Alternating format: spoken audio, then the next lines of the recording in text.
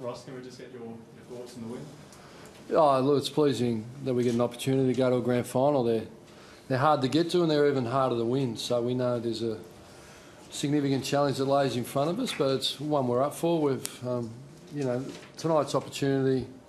I think first of all, the Sydney, reigning premier, had lots of adversity on their way to defending their crown, and I thought, they've been super, and they've got significant injuries. So, and their ability to come back in the second half, when we were absolutely dominant in the first, shows why they're able to do what they do. So you'd imagine when they get everyone fit and healthy, they're going to be a real power again. But from our end, I was really, all a bit anxious coming here. We knew it was a wonderful opportunity. It was certainly created off the back of the significant win down at Geelong against a lot of odds, and it enabled us to have a home preliminary final. As much as the home ground doesn't do it for you, it means you don't travel and everything settles. And I thought to hear, the stadium full of purple and roaring tonight was really quite powerful for the club and the players to experience that. And it certainly drove their energy levels. I thought their first half were just absolutely fanatical. And then we did follow. Sydney really responded. They threw bits and pieces at us, but I thought we fell away a bit, which I'm not super pleased about. All depends what you want to focus on. And then I've experienced it before when players, 10 or 15, they know, and they don't really want to get hurt because it's secured. But I would have preferred us to finish it off better than we did. But off 2 weeks break and uncharted territory for us, I thought it was quite a strong performance. And it's pleasing. Ross, you pride yourself on your pressure. Was the first half as good or better than it's been all year, do you think? Look, it's hard for me to make that judgment call, except I did recognise we were really at them, and it was really quite strong. And I thought really the game could have been almost over quarter time, but it was a concern because we dominated, and I think we kicked 2-9 in the first quarter, and a lot of them were gettable, and history tells you if you don't take opportunities you're going to be vulnerable, and that was a concern.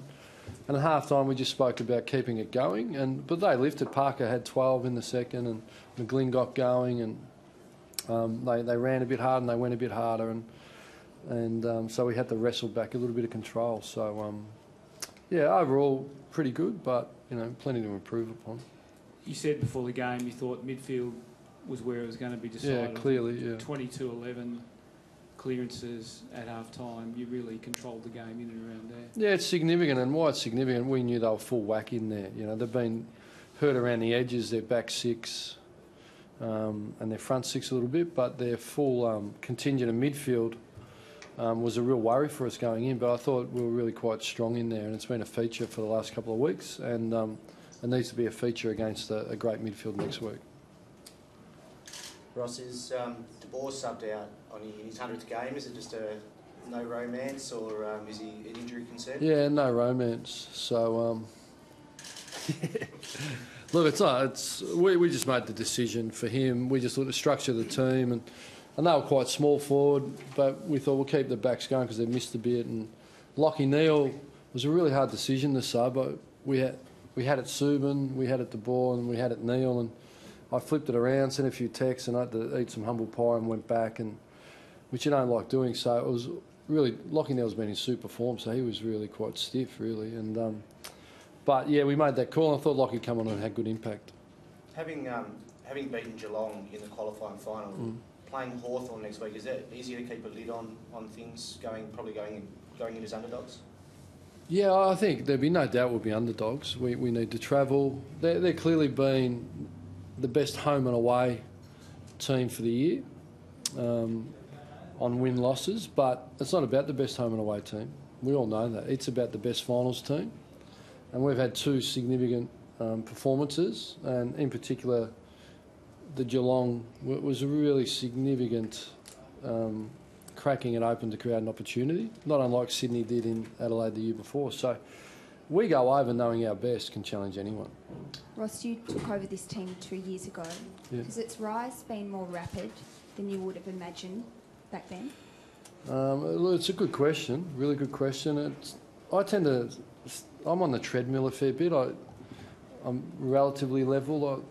I didn't analyse the list. I just jumped in, as we all know, and got here. There was 9 on the track, and I didn't know. There's been, we've blooded a few, but it's hard.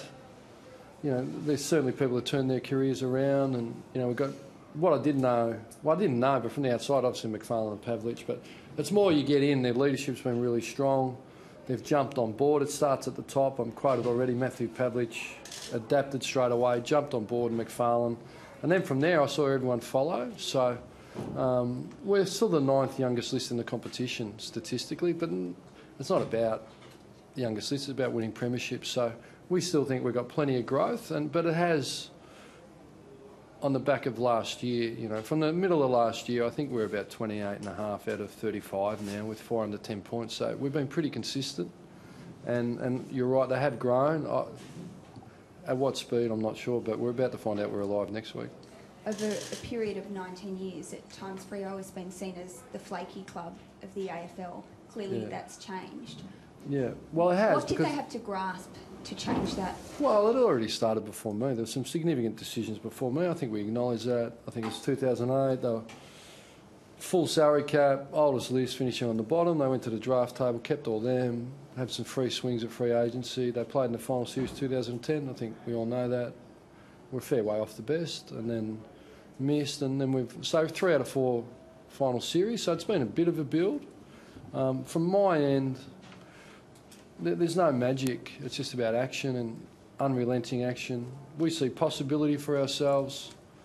Then we get into action. We're unrelenting with it, and we have a strong purpose that drives us. So, and the individuals clearly. That's what league football's about: character. And I don't know what drives every individual, but if you don't have drive and you haven't got your own purpose that makes you tick, it's too hard and too demanding. So clearly, we've got a number of players that work really hard, as have a lot of teams in the AFL. So, yeah, it's hard to answer that question.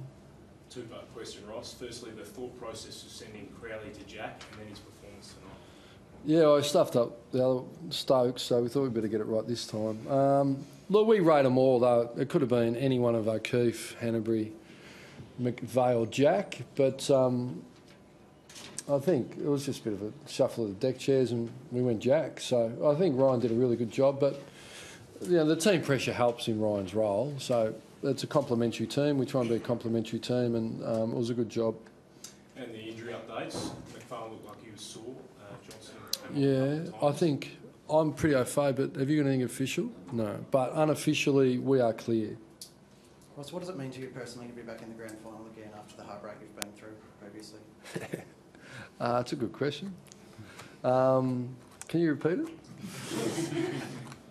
What does it mean personally to me? Yeah, obviously. Yeah, Fled twice late in games and lost them. What does it mean to have another chance? well, it means to get another opportunity. So past results are irrelevant. My past is irrelevant, to be honest. It's not my day, it's not my game. I'm a part of it. It'll be great. You remember the day, you remember the anticipation, you remember the week.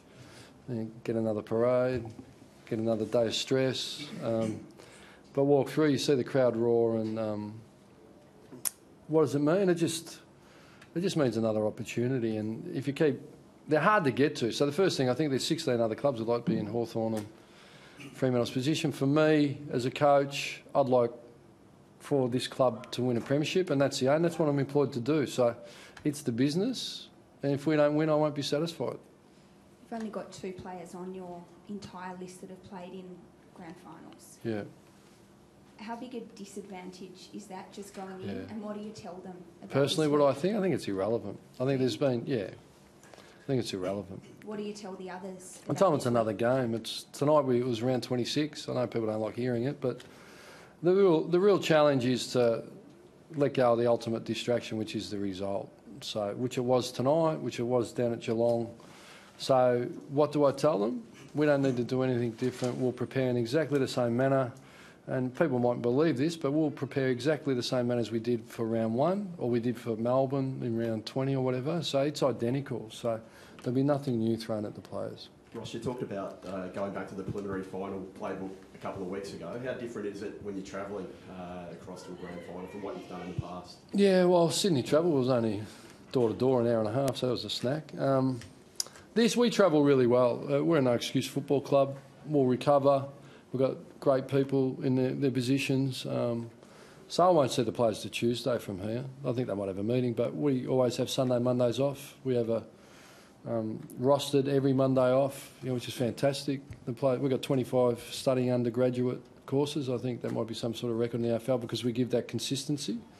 So I won't see them to Tuesday, and from there, we'll be on the bird on Thursday. So it's pretty short.